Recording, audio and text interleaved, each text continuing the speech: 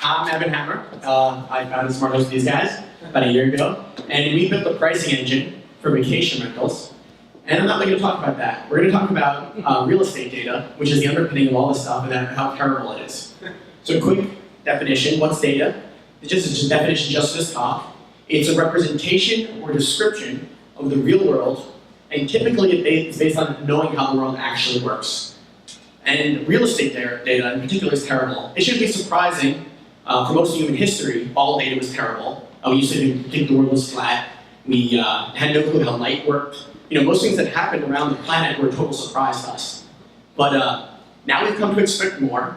Yet real estate properties still haven't really hit that bar yet. Let's say you go check out a property online. You see it's beautiful. The wood paneling is awesome. It's spacious, and you're feeling really great about it. And then you go to the actual property, right? And you are totally disappointed. And so the question is, why did this happen to me?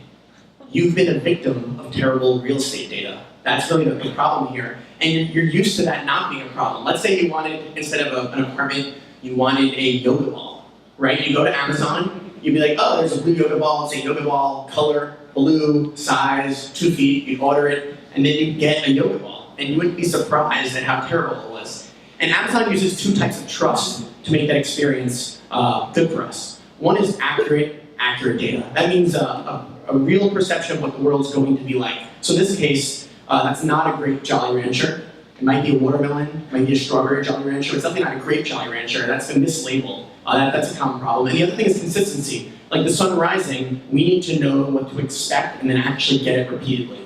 So humans have gotten better at this over the century, and we have a few tools that we use to come up with good data. One is standardization. So it used to be, once again, that you have to go and describe exactly what kind of shoe you needed, and you have to go to a cobbler.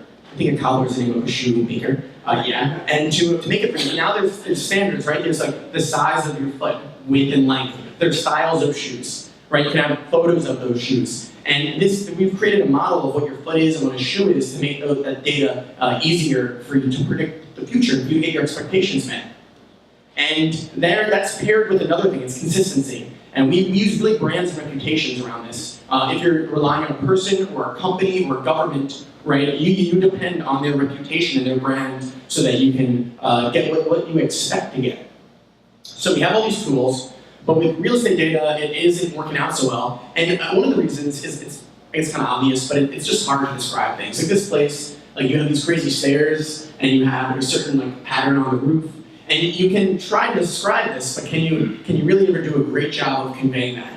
And then you have people who are particularly trying to mislead you. I mean, you've opened a Craigslist, and you just have no faith when you go to a place that's actually going to be like it is. So it's losing all of the accuracy and the consistency. But there's certain companies who are starting to overcome it.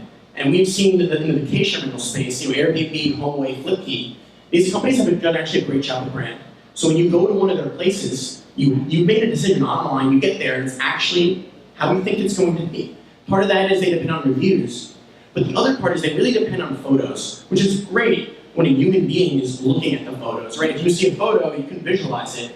But it's not great as your computer. Computers can't really process photos that well. So far, Airbnb and all these companies rely on you as a human being comparing photos and making decisions.